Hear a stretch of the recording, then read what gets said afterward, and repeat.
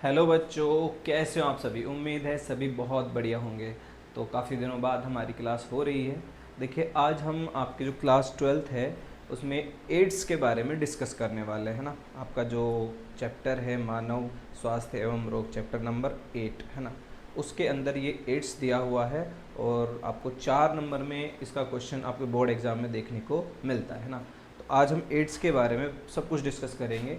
आपको इसी एक वीडियो में पूरा एड्स सब कुछ समझ में आ जाएगा। एड्स क्या होता है, कौन किस कारण ये होता है, कौन सी कोशिकाएं संक्रमित होती हैं और किस तरह से ये संक्रमण करता है। ठीक है ना। तो चलिए देखिए, बिना देरी किए हुए स्टार्ट करते हैं। तो देखिए, एड्स जो होता है, यहाँ पर एड्स की फुल फॉर्म की बात करें तो क्या है, एक्वायर्ड इम्यूनो डेफिशिएंसी सिंड्रोम। ठीक है, ये इसकी फुल फॉर्म है। एग्जाम में फुल फॉर्म भी आती है ना। उपार्जित प्रतिरक्षा न्यूनता संलक्षण। ठीक है, ये तो हो गई इसकी फुल फॉर्म। एग्जाम में फुल फॉर्म आती है तो हमको ये पता होना चाहिए। ठीक है ना। अब बात करते हैं फैक्ट के बारे में, जो भी चीज़ें हैं। देखिए, एड्स के बारे में बात करें 1981 में, है ना। 1981 में सबसे पहले इसका पता चला। ठीक है ना। तो सबसे पहले कब पता चला था? 1981 में। पहला केस जो है 1981 में इसका आया और उसके बाद ये क्या है, पूरे विश्व में फैल गया, है ना। उसके बाद पूरे विश्व में ये फैल चुका है। आज ये बहुत ही खतरनाक बीमारी है, विश्व में फैल गया। वर्तमान में ये एक बहुत ही खतरनाक बीमारी है। इसका कोई इलाज नहीं है। इसमें हमारी प्रतिरक्षा जो है वो कमज़ोर हो जाती है। ठीक है ना। इसके बाद बात करते हैं, अभी तक इससे लगभग 2.5 करोड़ लोगों की मृत्यु हो चुकी है। कितनी? तो इससे अभी तक बात करें, अभी तक या अब तक 2,50,00,000। ठीक है ना।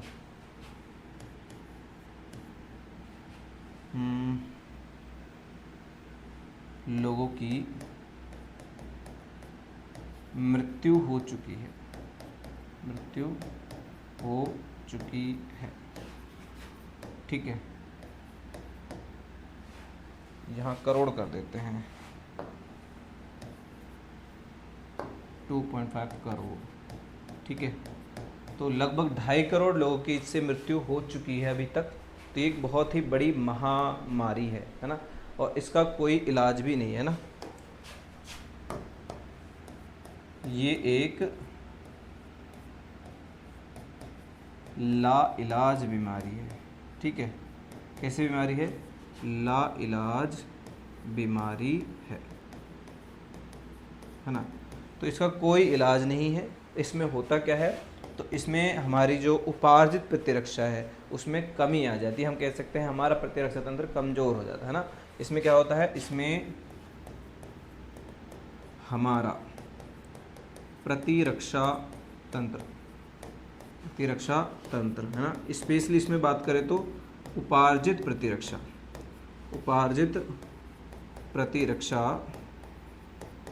कमज़ोर हो जाती है। क्या हो जाती है? कमज़ोर हो जाती है ना। ये तो बातें हो गई इसकी जनरल बातें कि इसमें होता क्या है। ठीक है, अब बात करते हैं इसका रोगजनक। हाँ, क्या है? रोगजनक। इसके बारे में बात करते हैं। इसको हम इंग्लिश में क्या कहते हैं? इसको इंग्लिश में कहते हैं पैथोजन। क्या कहते हैं इसको? हम इंग्लिश में कहते हैं पैथोजन। ठीक है, तो मतलब जो एड्स है ये होता किससे है ना। एड्स जो है ये HIV विषाणु से होता है। किससे होता है? HIV विषाणु। इसकी फुल फॉर्म भी एग्जाम में आती है। ठीक है, HIV विषाणु। HIV विषाणु की अगर हम फुल फॉर्म देखते हैं तो ये होती है ह्यूमन इम्यूनो डेफिशिएंसी। ठीक है, डेफिशिएंसी वायरस। ठीक है, ये इसकी फुल फॉर्म होती है। तो HIV जो विषाणु है ये क्या करता है, एड्स के लिए ज़िम्मेदार है ना। अब हम अगर HIV विषाणु को देखते हैं, है ना, तो जो HIV विषाणु है ये इस तरह से होता है ना। इसके अंदर क्या होता है, यहाँ पर इस तरह से एक सिंपल स्ट्रक्चर हम लोग बना रहे हैं, है ना। इसके पास क्या होता है, SSRNA होता है। क्या होता है, इधर इस तरह से SSRNA होता है, और इस RNA पर यहाँ पर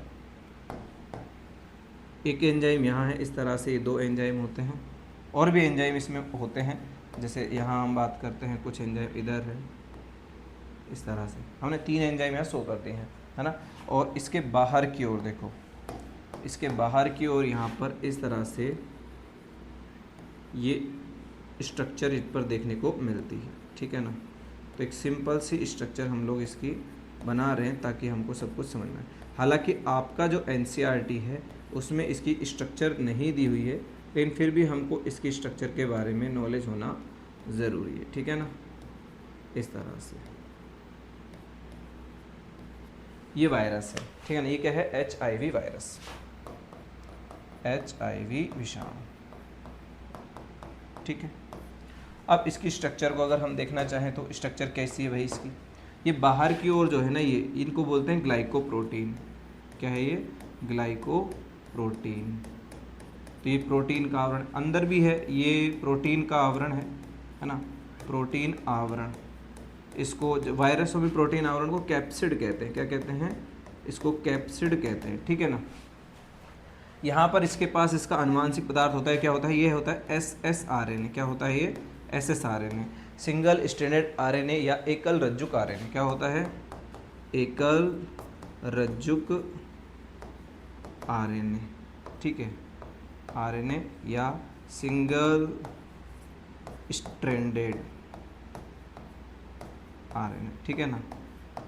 अब इसके पास 3 एंजाइम होते हैं वो, जो कि इसके लिए बहुत ही ज़रूरी हैं, उनके बिना ये संक्रमण नहीं कर सकता है। जैसे यहाँ पर बात करते हैं, देखो 3 एंजाइम कौन कौन से हैं, है ना। यहाँ पर ये जो आपको एंजाइम दिख रहा है, ठीक है, देखो दूसरा ले लेते हैं इधर। ये जो एंजाइम आपको दिख रहा है ना, ये जो एंजाइम है ये होता है रिवर्स ट्रांसक्रिप्टेज। क्या है, रिवर्स ट्रांसक्रिप्टेज, ठीक है, रिवर्स ट्रांसक्रिप्टेज। ये एक एंजाइम यहाँ पर होता है ना। मान लो एक एंजाइम ये है प्रोटीएज एंजाइम। क्या है, प्रोटीएज एंजाइम है, ठीक है, ये है प्रोटीएज एंजाइम, ठीक है। और ये जो एंजाइम है, एक और एंजाइम इधर है, इसका नाम है इंटीग्रेज। ये क्या है, इंटीग्रेज। तो इसमें 3 एंजाइम हमको देखने को मिलते हैं इसके पास जो होते हैं। एक इंटीग्रेज एंजाइम है ना, एक यहाँ पर रिवर्स ट्रांसक्रिप्टेज है ना, और एक एंजाइम है ये जो कि प्रोटीएज है। तो ये स्ट्रक्चर है ना। तो हमको यहाँ पर पता चलता है ना। उम्मीद है क्लियरली सब कुछ दिख रहा होगा। नहीं दिख रहा है तो वापस से इस तरह से लिख सकते हैं, रिवर्स ट्रांसक्रिप्टेज, ठीक है, ये है रिवर्स ट्रांसक्रिप्टेज, ठीक है ना। तो ये एंजाइम है। बाकी ये इंटीग्रेज है, इंटीग्रेज एंजाइम है ये। और ये कैसा है, ये है प्रोटीएज एंजाइम, प्रोटीएज एंजाइम, ठीक है, ये एंजाइम है। तो ये स्ट्रक्चर है ना, प्रोटीन आवरण। SSRNA आपको पता होना चाहिए कि इसके पास खुद का SSRNA जो कि इसका आनुवंशिक पदार्थ होता है, ठीक है। देखिए इसकी स्ट्रक्चर हमने देख ली है ना। पूरा इंपॉर्टेंट चीज़ अगर बात करेंगे अपने स्ट्रक्चर है नहीं है। यहाँ पर 3 एंजाइम है जो हमारे लिए बहुत इंपॉर्टेंट है। जिससे बात करते हैं पहले एंजाइम के बारे में, है ना। ये क्या है, प्रोटीएज एंजाइम है ना, प्रोटीएज एंजाइम, ठीक है, प्रोटीएज एंजाइम। देखिए ये जो प्रोटीएज एंजाइम है ये क्या करता है, ये जो इसका आवरण है, प्रोटीन का आवरण, इसको हटाता है ताकि जो HIV है वो परपोषी कोशिका में, जिस कोशिका में संक्रमण करता है उसमें एंटर कर सके, है ना। तो यह है प्रोटीन आवरण। प्रोटीन आवरण को तोड़कर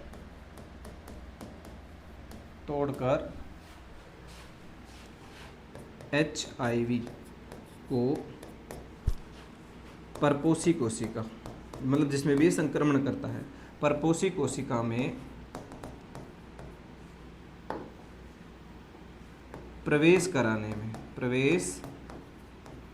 कराने में सहायक होता है। कैसा होता है? सहायक होता है। ठीक है, क्या होता है? सहायक होता है। ठीक है, उसके बाद बात करते हैं अगले एंजाइम के बारे में। तो ये एक एंजाइम हो गया, है ना। तो इसका काम तो है कि ये एंट्री करा देगा HIV वायरस की। फिर आता है एक इम्पोर्टेंट, जो इसका मोस्ट इम्पोर्टेंट एंजाइम है वो है रिवर्स ट्रांसक्रिप्टेज, जो इसके लिए बहुत ज़्यादा ज़रूरी है ना, रिवर्स ट्रांसक्रिप्टेज। ठीक है, देखिए रिवर्स ट्रांसक्रिप्टेज एंजाइम ये क्या काम करता है? रिवर्स ट्रांसक्रिप्टेज एंजाइम इसका जो SSRNA है उसको DSRNA या उसमें SSDNA में बदल देता है ना। किस में बदलता है? SS। ये क्या करता है? रिवर्स ट्रांसक्रिप्टेज जो होता है ना, ये क्या करता है? यहाँ पर यह है HIV के SSRNA को SSDNA में परिवर्तित कर देता है।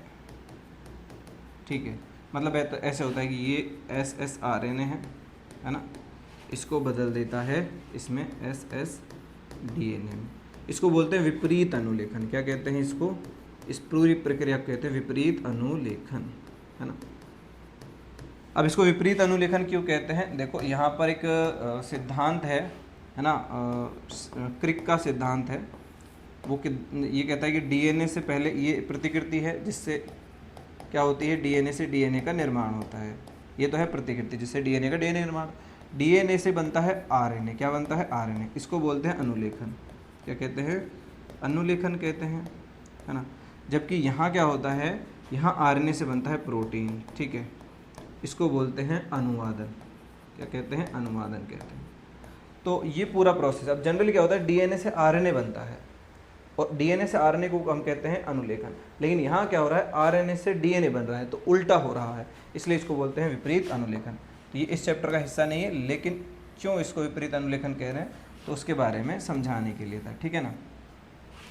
तो इसका काम है यहाँ पर जो इसका RNA है इसको DNA में बदलना। इसको बोलते हैं विषाणवीय DNA। क्या कहते हैं? विषाणवीय DNA। विषाणवीय DNA। ठीक है ना, ये बदल गया। इसके बाद तीसरा एंजाइम जो हमारे लिए इम्पोर्टेंट है ना, तीसरा जो एंजाइम है वो कौन सा एंजाइम है? तो वो है हमारा इंटीग्रेज। ठीक है, ये है इंटीग्रेज। देखो ये एंजाइम क्या काम करता है? जो इंटीग्रेज एंजाइम क्या करेगा? जो अब DNA बना है इसको परपोषी कोशिका के DNA के साथ जोड़ने का काम करता है ना। ये क्या करता है? यह है विषाणवीय यानी वायरल। ठीक है ना, विषाणवीय को हम बोल सकते हैं वायरल DNA। विषाणवीय DNA को परपोषी DNA के साथ जोड़ने का कार्य करता है। जोड़ने का कार्य करता है। ठीक है, तो क्या हो जाएगा?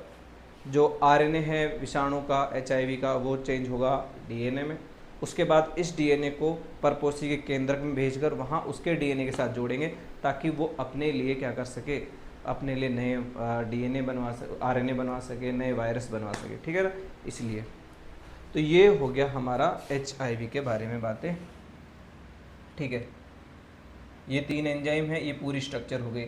अच्छा, एक और बात है ना, यहाँ पर जो ये HIV वायरस होता है, क्या होता है, एक रेट्रो वायरस है या पश्च विषाणु है।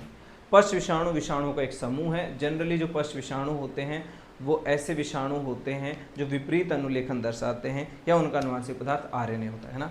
तो यहाँ पर आप क्या ध्यान रखना है, मैं नोट करके इस बात को लिखवा देता हूँ, है ना, कि जो HIV विषाणु एक पश्च विषाणु ब्रैकेट में रेट्रो वायरस है। कैसा वायरस है, रेट्रो वायरस है, ठीक है ना।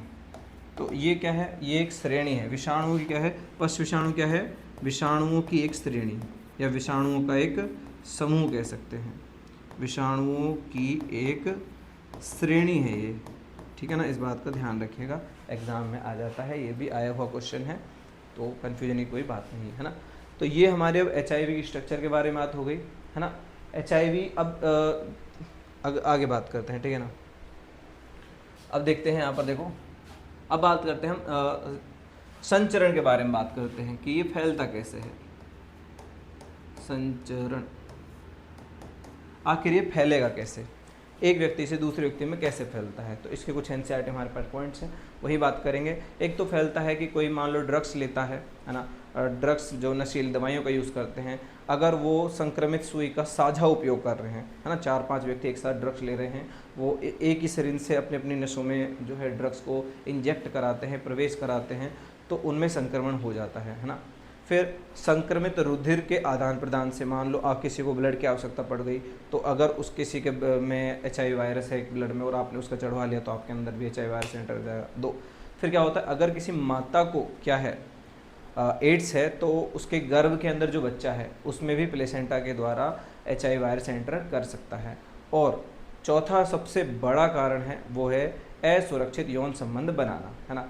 अगर आप असुरक्षित यौन संबंध बनाते हो और जो व्यक्ति है वो क्या है, वो एड्स से संबंधित संक्रमित है, तो फिर आपको एड्स होने के चांसेस बहुत ज़्यादा हो जाएंगे ना। तो हमारे पास कुछ यहाँ पर काफ़ी सारे रीजन होते हैं, उनमें से हमने कुछ बात की कि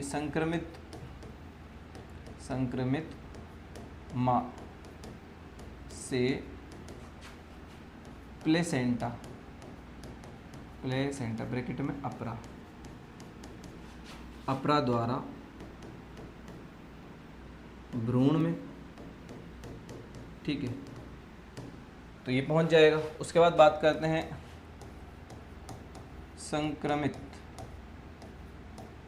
व्यक्ति के साथ असुरक्षित यौन संबंध बनाने से या बनाने पर, है ना।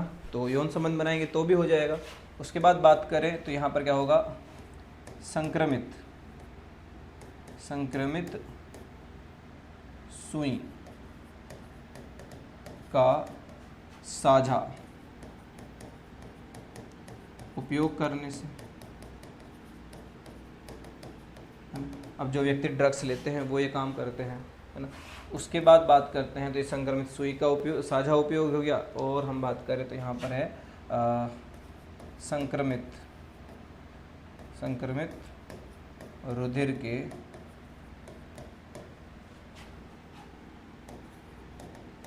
आध्यान से, जिसको हम आदान प्रदान कहते हैं, ठीक है, मतलब किसी को ब्लड डलवाना है तो वो आध्यान कहलाता है, ठीक है। तो ये 4 कारण हैं जिनके कारण एड्स होने की संभावना होती है। वैसे बहुत सारी संभावनाएं हैं, है ना, बहुत सारे अलग अलग रीजन है कि हॉस्पिटल्स में भी अगर ब्लड टेस्टिंग अच्छे से नहीं होती है तो भी किसी और व्यक्ति को हो जाता है, काफ़ी सारे कारण हो जाते हैं। अब हम बात करते हैं संक्रमण, कि ये संक्रमण कैसे करता है ना, जो कि हमारे लिए इम्पोर्टेंट है, एग्जाम में आता भी है। क्या है, यहाँ पर है संक्रमण,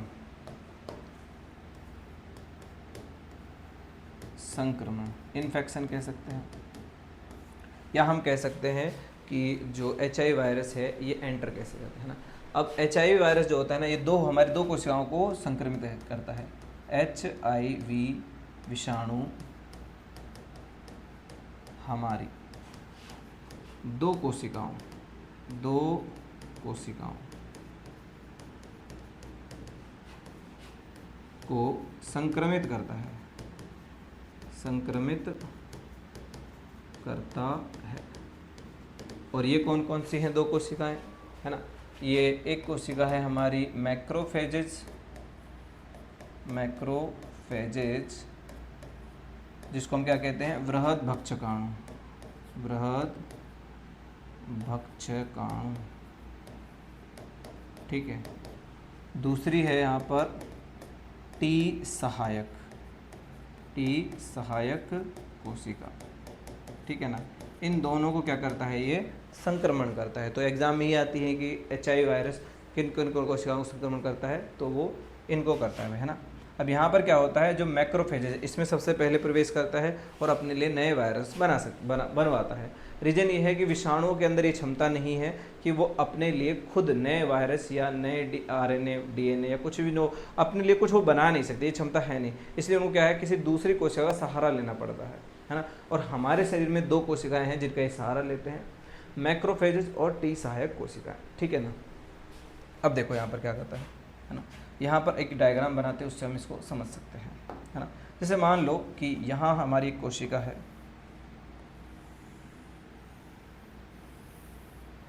ये कोशिका है हमारी, और यहाँ इसका एक केंद्रक है, ठीक है ना।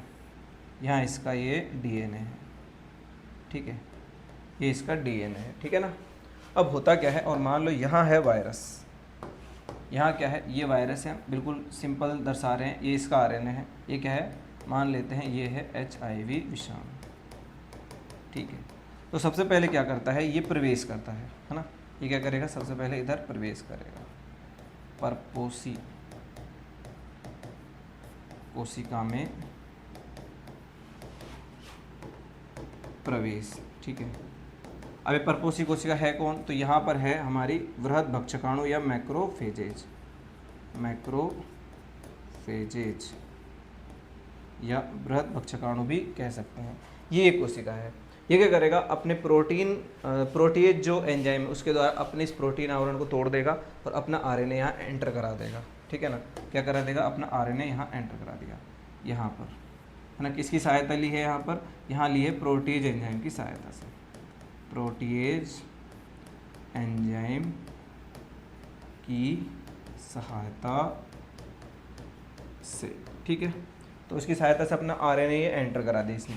अब क्या होगा, यहाँ पर ये जो RNA है, यहाँ होता है रिवर्स ट्रांसक्रिप्टेज, क्या होता है, रिवर्स ट्रांसक्रिप्टेज। जो रिवर्स ट्रांसक्रिप्टेज एंजाइम है, ये क्या करता है, विपरीत अनुलेखन कराता है, जिससे यहाँ पर क्या बन जाता है, ये बन जाता है, जैसे दूसरा कलर ले लेते हैं इधर, ये वाला, यहाँ ये बन जाता है वायरल DNA या विषाणुवीय DNA। क्या बन जाता है, विषाणुवीय DNA।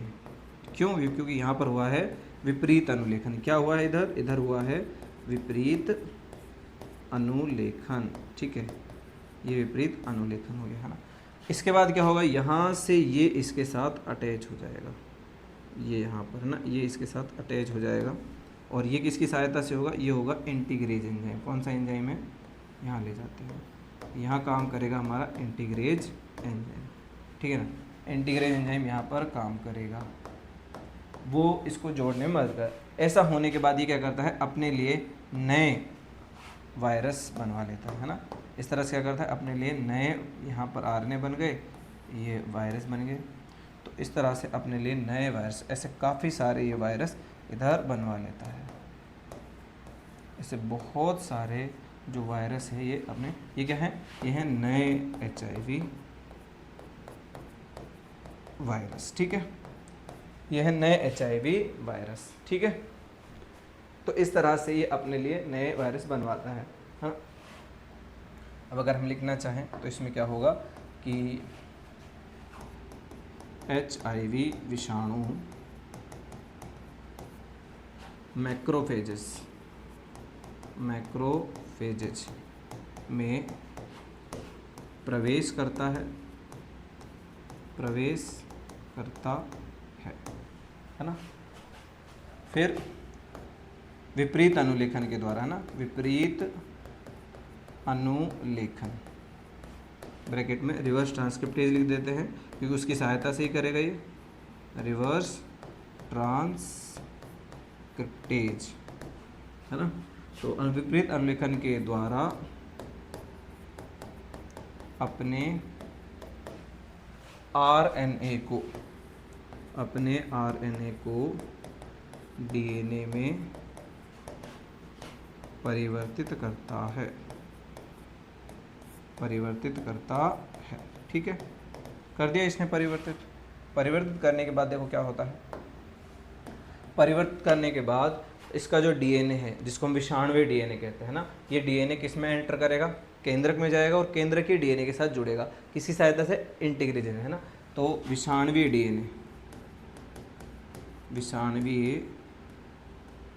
डीएनए को मैक्रोफेजेज डीएनए के साथ इंटीग्रेज एंजाइम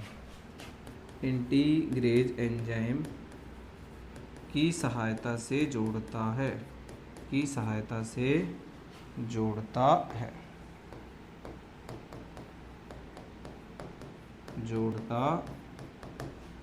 ठीक है ना।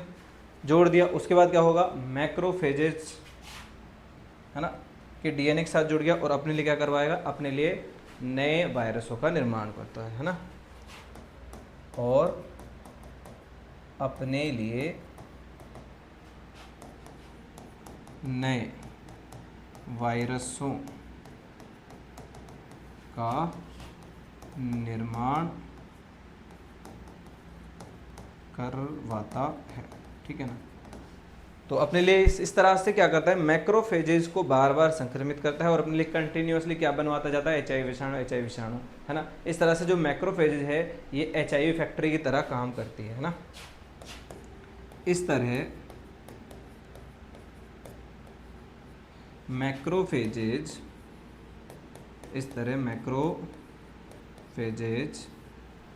एचआईवी विषाणु की फैक्ट्री की तरह कार्य करती है,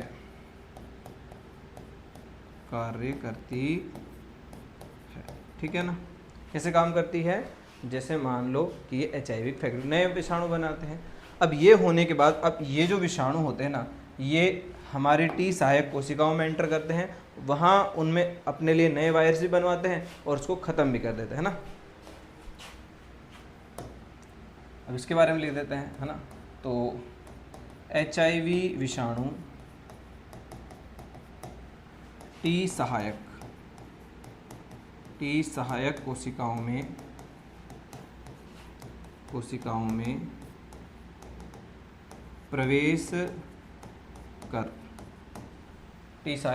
प्रवेश कर अपने लिए नए वायरस भी बनाते हैं और टी सहायक कोशिकाओं को नष्ट भी करते हैं, ठीक है ना। तो टी सहायक कोशिकाओं को नष्ट करते हैं, इसलिए ये इसकी फैक्ट्री की तरह काम नहीं करती। इसमें एंटर किए, अपनी संख्या बढ़ाई और उसको ख़त्म करके आगे बढ़ लिए। इस तरह से क्या होता है, लगातार टी सहायक कोशिकाओं की संख्या घटती जाती है। क्या होता है, लगातार टी सहायक कोशिकाओं की संख्या घटती जाती है। इस तरह लगातार टी सहायक कोशिकाओं की संख्या घटती जाती है। क्या होती जाती है, घटती जाती है, हाँ। ये कंटिन्यूसली चलता रहता है। अब टी सहायक कोशिकाओं घटने से हमको क्या नुकसान, देखो एक बात बताता हूँ आपको। है ना। ये हम प्रतिरक्षा तंत्र में उसकी भी हम वीडियो लेकर आएंगे, तो उसमें इसको अच्छे से डिस्कस करूँगा कि जो हमारी टी सहायक कोशिकाएं, जब भी हमारे शरीर में कोई प्रतिजन, कोई भी विषाणु, जीवाणु कोई भी एंटर करता है, तो सबसे पहले हमारी सहायक टी सहायक कोशिका टी लिम्फोसाइट की है ना, तो ये जाती हैं उससे और उससे जाकर चिपक जाती हैं, उससे जुड़ जाती हैं, और उससे जुड़ने के बाद साइटोकाइन नामक जो या इंटरफेरोन कह सकते हैं ना, साइटोकाइन जैसे या इंटरफेरोन जैसे रासायनिक पदार्थ स्रावित करती हैं। ये पदार्थ जाते हैं टी लिम्फोसाइट और बी लिम्फोसाइट के पास। वहाँ बी लिम्फोसाइट क्या करती हैं, एंटीबॉडीज़ का निर्माण करने लग जाती हैं, और टी लिम्फोसाइट आकर उसको ख़त्म करने का काम करते हैं। तो ये मिलकर के पूरा प्रोसेस होता है। अब HIV विषाणु ने इस प्रोसेस को जान लिया और समझ लिया कि ये तो बेवकूफ़ बनाया जा रहा है, इस तरह से तो हम कभी मतलब ये हमारे शरीर को ये नुकसान नहीं पहुंचा पाएंगे। इन्होंने सोचा क्यों ना ऐसा किया जाए कि इन टी सहायक कोशिकाओं को ही पकड़ा जाए, इसलिए इन्होंने इसको पकड़ लिया। अब टी सहायक कोशिकाएं को ख़त्म कर देते हैं। अब टी सहायक कोशिकाओं ख़त्म होने से ये क्या करता है, ये टी सहायक कोशिका अन्य कोशिकाओं को बता नहीं पाते कि ना तो इसके खिलाफ फिर एंटीबॉडी बनती हैं, ना ही यहाँ पर जो और टी कोशिकाएं हैं वो इनको नष्ट कर पाती हैं। तो ये क्या करता है, एक जोकर की तरह हमारे शरीर में रहता है, रूपांतरित अपने रूप परिवर्तन करता रहता है हल्का हल्का सा, है ना, क्योंकि इसमें म्यूटेशन होता है, उत्परिवर्तन होता रहता है। तो ये अपने अंदर कुछ ना कुछ परिवर्तन करते रहता है, जिससे हमारी बॉडी को पता ही नहीं चलता है कि हमारे अंदर क्या है, HIV विषाणु है। वो पता नहीं चलने का प्रतिरक्षा तंत्र इसको नष्ट नहीं कर पाता, और ये हमारे प्रतिरक्षा तंत्र को लगातार नष्ट करता जाता है, करता जाता है ना। तो लगातार टी सहायक कोशिकाओं की संख्या क्या हो जाती है, घटती जाती है। इसके घटने से क्या होता है, फिर हमको छोटी छोटी सी बीमारियां, जैसे कोई बैक्टीरिया, जीवाणु है, या कोई कवक है ना, या कोई प्लेटेलमेंथीज वगैरह, जो भी कोई छोटे मोटे जीव हमको नुकसान पहुंचाते हैं, वो सभी रोग करने लग जाते हैं। फिर हमको कोई एक रोग नहीं होता, है ना। अब इसके बाद क्या होता है ना, इससे क्या होता है, ऐसा होने के बाद इससे फिर प्रतिरक्षा तंत्र कमज़ोर होने लगता है ना। इससे उपार्जित प्रतिरक्षा कमज़ोर होती जाती है, है ना। अब इससे क्या होता है, इससे लक्षण की बात करें, है ना, थोड़ा सा लक्षण पर बात कर लेते हैं। लक्षण पर जैसे, है ना, तो उपार्जित प्रतिरक्षा के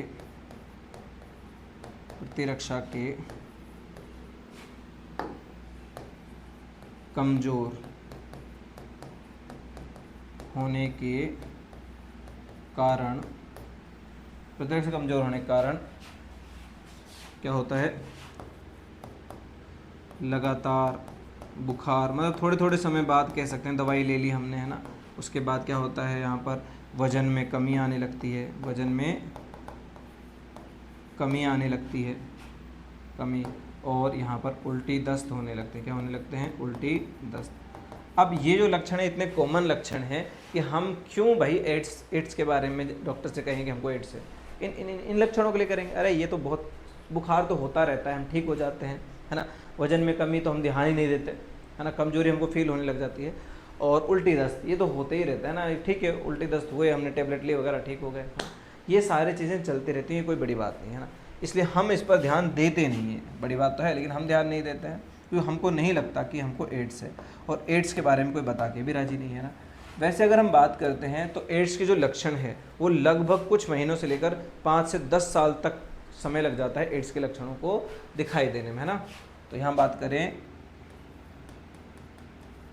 एड्स के लक्षणों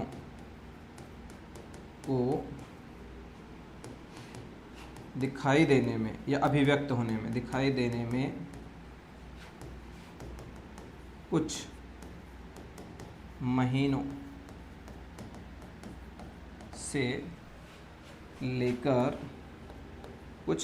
से लेकर 5 से 10 साल तक लग सकते हैं, ठीक है ना। ये सबसे बड़ी कमी कह सकते हो या सबसे बड़ा कारण है एड्स का, है ना, कि इसके लक्षण दिखाई नहीं देते। HIV वायरस हमारे शरीर को नुकसान पहुंचाता जाता है लेकिन हमको पता ही नहीं चलता है, रीजन लक्षण ही नहीं दिख रहे हैं। जब तक हमको लक्षण नहीं दिखेंगे हम डॉक्टर के पास क्यों जाएंगे, हमारा दिमाग ख़राब थोड़ी है ना। इसीलिए इसके बारे में पता ही नहीं चलता है। जब तक पता चलता है तब तक प्रतिरक्षा तंत्र बहुत ज़्यादा कमज़ोर हो चुका है, जिसको ठीक नहीं किया जा सकता। ठीक है ना। तो इनके लक्षण हैं, है ना। अब इसमें क्या होता है कि लक्षण इतने लेट दिखाई देते हैं जिससे अब इसका इलाज तो संभव नहीं है ना। अब इसमें अच्छा, इसमें बचाव के बारे में बात कर लेते हैं, या उपाय, है ना। उपाय, उपाय क्या है भाई इसका, बचने के उपाय, जो हम कहते हैं ना, बचने के उपाय, कैसे बच सकते हैं। तो बचने के उपाय के बारे में बात करें, है ना, तो इससे बचा तो नहीं जा सकता। एड्स हो गया तो बस ख़त्म ही है ना।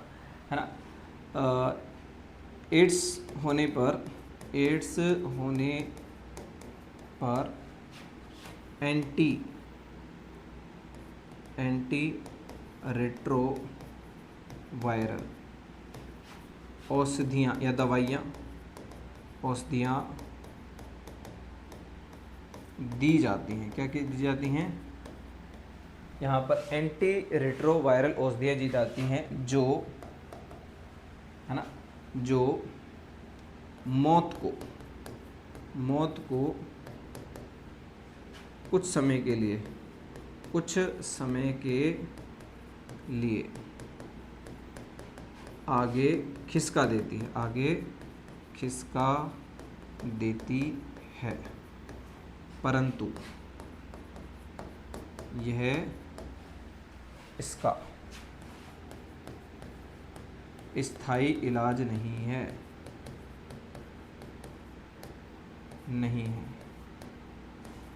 मतलब मृत्यु निश्चित है। ठीक है।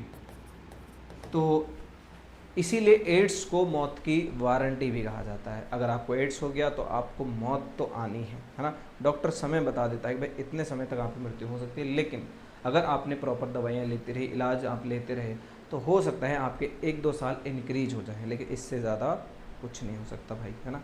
इसमें कुछ नहीं हो सकता। अगर एड्स हो गया तो मृत्यु निश्चित है। और आजकल इसके जो वायरस के मतलब संक्रमण है वो लगातार भारत में बढ़ते जा रहे हैं। तो इसके लिए आपको बहुत सचेत रहना पड़ेगा, ठीक है ना। अब ये तो उपाय है। अब क्योंकि भाई इसका इलाज तो है नहीं, है ना, इसका इलाज तो है नहीं, है ना, तो इधर नया पेज ले लेते हैं, है ना। एड्स का अभी तक कोई इलाज नहीं है, अतः इससे बचने का एकमात्र उपाय इससे बचाव है ना। इससे बचाव है कि आपको इससे बचना पड़ेगा। संक्रमण नहीं होगा तो ही बच सकते हो, अगर संक्रमण हो गया तो फिर कोई भी आपको बचा नहीं सकता, असंभव, है ना। तो यहाँ पर अब बचाव, है ना, बचाव कैसे करेंगे? अब बचाव भी कैसे करेंगे? तो बचाव करने के लिए आपको क्या करना पड़ेगा, है ना। असुरक्षित यौन संबंध नहीं बनाना है, असुरक्षित यौन संबंध नहीं बनाना चाहिए। कंडोम का यूज़ करना चाहिए ना। असुरक्षित यौन संबंध नहीं बनाना चाहिए, ठीक है। यहाँ बात करें तो असुरक्षित यौन संबंध नहीं बनाने चाहिए। उसके बाद बात करें तो यहाँ पर रक्तदान के समय से पूर्व कर देते हैं, से पूर्व रक्त की जांच करनी चाहिए, जांच करनी चाहिए, ठीक है। संक्रमित सुइयों का उपयोग नहीं करना चाहिए, संक्रमित सुइयों का उपयोग नहीं करना चाहिए, नहीं करना चाहिए। तो है ना, मतलब ऐसा है कि आप देखा होगा कि डॉक्टर्स क्या करते हैं, एक सिरिंज जो होती है उसका उपयोग करें, उसको फेंक देते हैं ना। हमको भी लगता है यार क्या होगा, क्या ही बिगड़ेगा, इसको यूज़ भी तो कर सकते हैं, बेकार ऐसे तो बहुत ज़्यादा वेस्ट हो जाएगा। लेकिन क्यों नहीं करते हैं, क्योंकि संक्रमण का खतरा, मान लो किसी एक को बीमारी है तो वही सिरिंज यूज करने पर किसी और को भी वो बीमारी हो सकती है, इसीलिए। ठीक है ना, समझ में आ गया होगी ये बात, है ना। अब यहाँ पर जैसे अगर संक्रमित जो माता है उसकी जांच, है ना, संक्रमित माता के रक्त की जांच कर बच्चे को प्लेसेंटा बनने से पूर्व बाहर निकाल लेना चाहिए, है ना। मतलब टेस्ट ट्यूब बेबी का सहारा लेना चाहिए, किसी और किसी और महिला है उसके गर्भ का उपयोग करना चाहिए अगर आप बच्चा चाहते हो तो, वरना फिर उसको एड्स हो जाएगा, और उसको एड्स हो गया तो फिर ज़िंदगी उसकी वैसे भी कोई काम की नहीं है ना। इसके बाद एड्स के बारे में लोग बहुत कम जानते हैं ना, तो लोगों को जागरूक करना बहुत ज़्यादा ज़रूरी है ना। तो इसके बचाव के लिए क्या करना चाहिए, लोगों को एड्स के बारे में जागरूक करना चाहिए, लोगों को एड्स के बारे में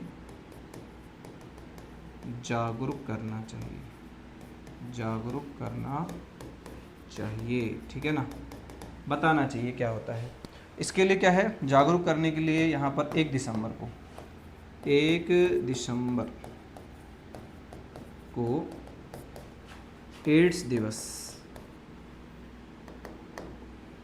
एड्स दिवस मनाया जाता है,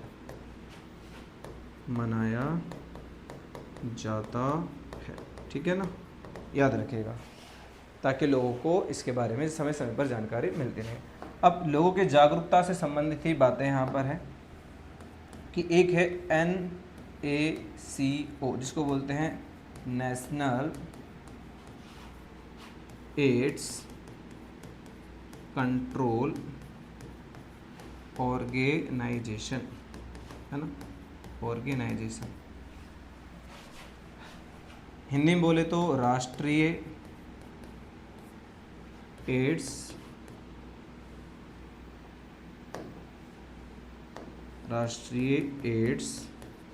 नियंत्रण संगठन, ठीक है। वह एक और है, वह NGO, नॉन गवर्नमेंट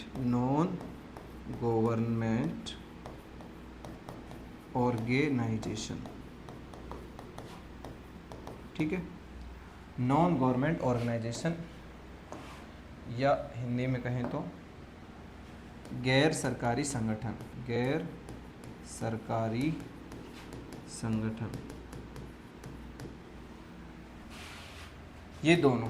ये दोनों संगठन भारत में लोगों को एड्स के बारे में जागरूक करने का कार्य कर रहे हैं, ठीक है, क्या कर रहे हैं, जागरूक करने का कार्य कर रहे हैं। ये हो गया हमारा कंप्लीट एड्स, है ना, ये पूरा का पूरा हो चुका है। देखो एक बार वापस से फटाफट से देख लेते हैं, है ना।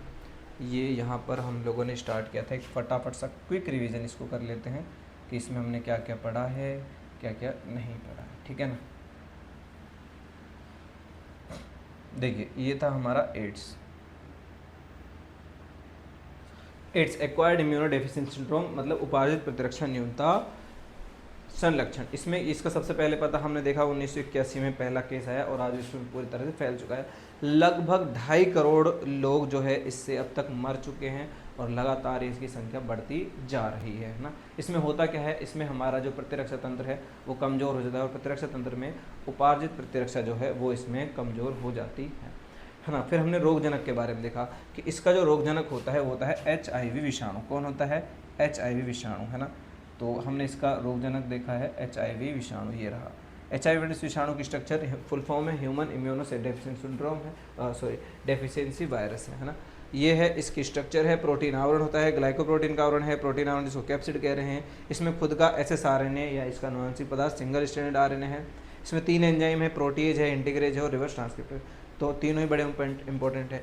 हमने देखा है कि यहाँ जो ये प्रोटीज एंजाइम है, प्रोटीज एंजाइम क्या करता है, इसके प्रोटीन आवरण को तोड़ देता है ताकि आसानी से इसका जो अनुवांशिक पदार्थ RNA है वो एंटर कर सके, है ना। वो एंटर कर जाता है। एंटर करने के बाद जो रिवर्स ट्रांसक्रिप्टर जो कि इसके RNA के साथ जुड़ा होता है, ये करता है इस विषाणु के जो SSRNA है इसको चेंज कर देता है इसके विषाणुवीय DNA में।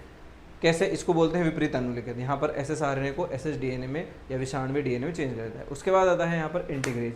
इंटीग्रेज क्या करता है, इसका जो विषाणुवीय DNA है ना, जो इसने RNA से बनाया है, उसको जो परपोषी कोशिका जो कि हमारी मैक्रोफेजेस है उसके DNA के साथ जोड़ता है। अब हमारी कोशिका के DNA के साथ जुड़ने के बाद हमारी कोशिका में DNA क्या होता है, प्रतिकृति अपने लिए नए DNA बनवाता है, ठीक है। उसके बाद क्या करता है, अनुलेखन करके हमारे लिए RNA बनाता है, mRNA बनता है। तो ये इसी चीज़ का उपयोग करके अपने लिए नए RNA बनवा लेता है। हम जानते हैं RNA से प्रोटीन बनता है और प्रोटीन इसका आवरण है। तो ये प्रोटीन, तो यानी हमारी केंद्रक की जो मशीनरी है, जो मशीन है, फैक्ट्री है, जो हमारे लिए नए प्रोटीन बनवाती है, mRNA बनवाती है, उन्हीं का उपयोग अपने लिए नए प्रोटीन आवरण बनाने के लिए और अपने लिए RNA बनाने के लिए काम में लेता है। दोनों मिलकर के बनाते हैं नए वायरस। इस तरह से अपने लिए नए HIV वायरस बनवाता है ना। अब यहाँ पर देखना है कि जो, अच्छा ये हमने एक बात देखी कि जो HIV विषाणु होते हैं ये पश्च विषाणु है ना। क्या होते हैं ये, पश्च विषाणु है। क्या होते हैं ये, पश्च विषाणु होते हैं, ठीक है। यहाँ पर ये होते हैं पश्च विषाणु। कैसे विषाणु हैं, पश्च विषाणु हैं। पश्च विषाणु क्या होते हैं, तो ऐसे विषाणु जो विपरीत अनुलेखन दर्शाते हैं या जिनका अनुवांशिक पदार्थ RNA होता है उनको पश्च विषाणु कह देते हैं, है ना। स्पेशली विपरीत अनुलेखन है तो ये एक श्रेणी है वायरसों की, और HIV विषाणु भी उसी श्रेणी का एक वायरस है, इसलिए इसको पश्च विषाणु कहते हैं, ठीक है ना। इसके बाद हमने देखा है, देखो ये रहा, है ना। इसके बाद देखो हमने क्या देखा है, इसमें हमने देखा है फिर संचरण, है ना। हमने क्या देखा है, इसके बाद देखा है संचरण। हमने देखा है कि किस तरह से यहाँ पर, अच्छा हाँ संचरण है ना, कहाँ गया संचरण, अच्छा ये संक्रमण आ गया ना। पहले संचरण देखा हम लोगों ने, कैसे संचरण होता है, फैलता कैसे है। संचरण का मतलब हो गया कि फैलता कैसे है, ठीक है ना। ये संचरण हम जानते हैं कि अगर संक्रमित व्यक्ति के साथ असुरक्षित यौन संबंध बनाएंगे तो सबसे ज़्यादा किस इसी के देखने को मिल रहे हैं। उसके बाद अगर संक्रमित व्यक्ति जो है संक्रमित रुधिर का आदान प्रदान होता है तो फैलता है। अगर संक्रमित सुइयों का उपयोग कर, जो ड्रग्स लेते हैं वो, उनके अंदर ये देखने को मिलता है। संक्रमित सुइयों का साझा उपयोग करते हैं जिससे क्या हो जाता है कि यहाँ पर एड्स हो जाता है। या फिर संक्रमित माता है तो उसकी वजह से उसके बच्चे को प्लेसेंटा के द्वारा हो जाता है ना। फिर हमने संक्रमण देखा है। संक्रमण मैंने कहा कि हमारे 2 कोशिकाओं को संक्रमित करता है, मैक्रोफेजेज और T सहायक कोशिका, है ना। ये पूरा मैंने प्रोसेस दिखाया है कि किस तरह से ये हमारी मैक्रोफेजेज में एंटर करता है, प्रोटीन की सहायता से रिवर्स ट्रांसक्रिप्शन के द्वारा विषाणु DNA बनाता है। फिर अपने DNA को इंटीग्रेज एंजाइम के साथ हमारे कोशिका के DNA के साथ जोड़ता है और फिर अपने लिए नए वायरस बनवाता है। ये पूरा आपको डायग्राम एग्जाम में आता भी है, ठीक है ना। ये होने के बाद यही प्रोसेस मैंने यहाँ दर्शाया कि कैसे ये एंटर करता है और क्या करता है, पूरा प्रोसेस में सब सारी चीज़ें वही लिखी है ना। और अपने नए वायरस बनवाता है, इसीलिए यहाँ पर, है ना, यहाँ पर अगर आप देखोगे तो यहाँ ये बात हमने नोटिस की हुई है कि इसीलिए जो मैक्रोफेजेस है इसको HIV की फैक्ट्री कहते हैं। क्या कहते हैं, इसको HIV की फैक्ट्री कहते हैं, क्योंकि ये नए वायरस को बनाता है। याद रखना HIV वायरस मैक्रोफेजेस को नष्ट नहीं करता है, ये केवल T सहायक कोशिकाओं को नष्ट करता है ना। तो अब जो ये वायरस हैं ये क्या करेंगे, T सहायक कोशिकाओं में एंटर करेंगे और उनको क्या करेंगे, नष्ट करेंगे, है ना। क्या करेंगे, T सहायक कोशिकाओं को नष्ट करते हैं। T सहायक कोशिकाओं के नष्ट होने के कारण क्या होता है, इनकी जो संख्या है वो लगातार घटती जाती है। ये यहाँ पर देखो संख्या क्या है, घटती जाती है। इससे क्या होता है, हमारा प्रतिरक्षा तंत्र कैसे हो जाता है, कमज़ोर हो जाता है और हमको छोटी मोटी बीमारियाँ होने लग जाती है ना। बहुत सारी बीमारियाँ होने लग जाती है जिसके लक्षण हमको दिख रहे हैं, बुखार है, वजन में कमी है ना। ये बुखार है, वजन में कमी, उल्टी दस्त, है ना। छोटी छोटी बीमारियाँ होने लग जाती हैं, छोटी बीमारियाँ होने लग जाती हैं, है ना। जैसे मतलब यहाँ पर कोई जीवाणु है वो हमारे अंदर रोग कर रहा है, निमोनिया कर दिया है जिस किसी ने, और कोई विषाणु है जैसे डेंगू वगैरह है उससे हमको समस्या हो गई है, कोई कवक है, दाद वगैरह है, खांसी जुकाम, ये सारे बीमारियाँ इसमें होती है। रीज़न क्या है कि यहाँ पर जो हमारा प्रतिरक्षक तंत्र जो हमको बचाता है वो अब कमज़ोर हो चुका है। ठीक है, इसके जो लक्षण हैं नॉर्मली बहुत लेट दिखाई देते हैं ना, बहुत ज़्यादा लेट दिखाई देते हैं, तब तक HIV वायरस अपना काम कर चुका होता है। बहुत लेट इसके लक्षण दिखाई देते हैं, है ना, और वो भी, और हमको पहचानने में बहुत समय। अच्छा, इसका एक परीक्षण रह गया है ना, हम परीक्षण नहीं लिख पाए हैं, परीक्षण और लिख लेते हैं इधर। ये परीक्षण अभी याद आ गया है, परीक्षण। ठीक है, एड्स का परीक्षण, इसका जो परीक्षण है वो होता है एलिशा।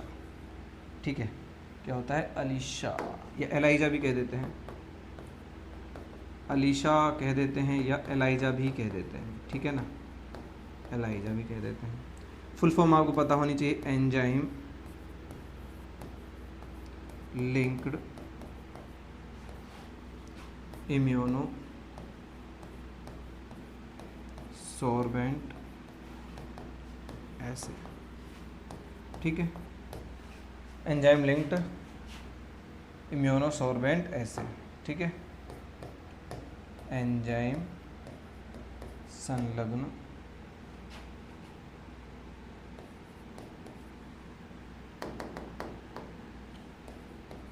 एंजाइम संलग्न प्रतिरक्षा रोधी आमापन। ठीक है, ये जो एलाइजा है ये किस पर आधारित है? ये एंटीजन, ये है एंटीजन, यह है एंटीजन एंटीबॉडी क्रियाविधि पर आधारित है, क्रियाविधि पर आधारित है। ठीक है ना, इस बात का ध्यान रखिएगा। और एंटीजन का मतलब हम प्रतिजन है। ठीक है, एंटीबॉडी का मतलब प्रतिरक्षी। बस बाकी तो बातें हैं ही, क्या बातें, सिंपल सिंपल सी बातें हैं। ये हमें बात की है, ये दो हमारे पास संगठन है, NGO और यहाँ पर NACO। ठीक है, यहाँ पर ये नेशनल एड्स कंट्रोल ऑर्गेनाइजेशन है, ये इनका काम है जागरूक करना। 1 दिसंबर को हम एड्स दिवस मनाते हैं। बाकी मैंने ये बचाव लिखे हैं, है ना। एड्स का अभी तक कोई इलाज नहीं है, इससे बचाव ही इसका एकमात्र उपाय है।